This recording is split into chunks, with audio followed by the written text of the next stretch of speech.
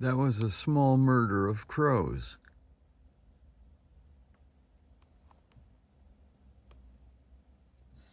And they're still going. Maybe it was a murder line of crows. I don't know what you'd call it. Anyway, a murder of crows, a flock of crows.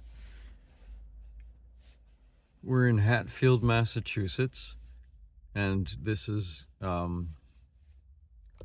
potato plain, and these out here are tobacco barns. There's another one.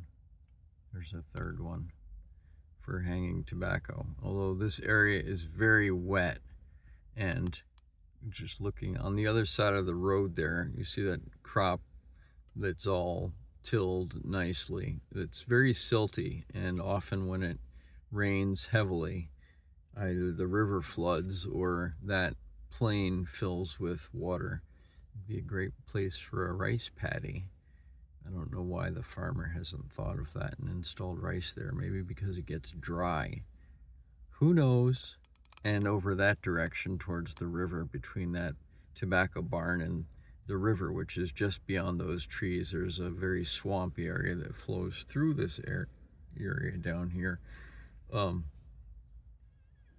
water floods into the front of that field and into the low spots here, and then also behind me.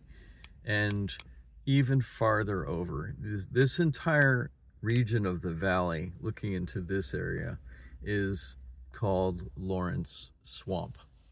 Much of Hadley, Hatfield, the lowlands of Amherst, south and down into, I forget the areas down south and north of it. There's the huge floodplain that is a lot of the lowland of the Pioneer Valley is underneath it, Lawrence Swamp,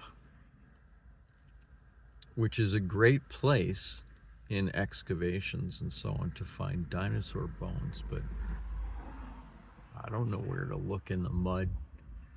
I guess we'd have to track low spots, riverbeds where they might have gone from one place to another. We already have imprints in the basalt all over the valley.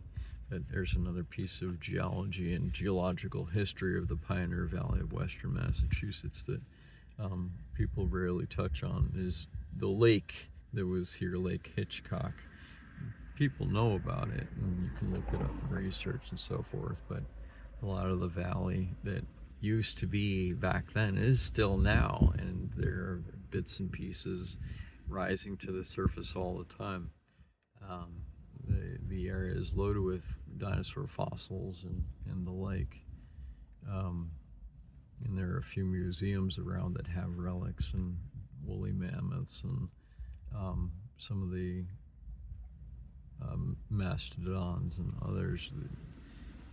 Going back into, I don't know if there was a triceratops, there are some other interesting dinosaurs that came out of this area. And I've even, in my landscaping days, in my early landscaping days in Amherst, I found a fossilized egg, and could have been an early bird, could have been a dinosaur. I've never actually sawed it open to have a look at the what was inside, but it's interesting to behold, and maybe I'll sell it someday. On one side of it, there's a dent inward, like something was chipping away from the outside. And on the other side of it, there's a crack outward, as if something was trying to crack its way out, and it froze there in time. And it's awesome. It's not shaped like a bird's egg. It's shaped more like a lizard egg. And so I think it's probably from a distant time. And that's one of the stones that I hold in my collection, along with other fossils and crystals and interesting tidbits from around the world where I've been, and probably places that I haven't been as well. A collection of things. But I wanted to share this with you, this little ditty just on this portion of the valley. And it started out with watching crows, but it's an interesting region of the valley which is so they have selectively bred a tobacco leaf that is the outer wrapper for many cigars in this country, and they are cured in tobacco barns, which in Western Massachusetts, one of the larger tobacco areas in the United States. From what I understand, we have some interesting things in the Pioneer Valley.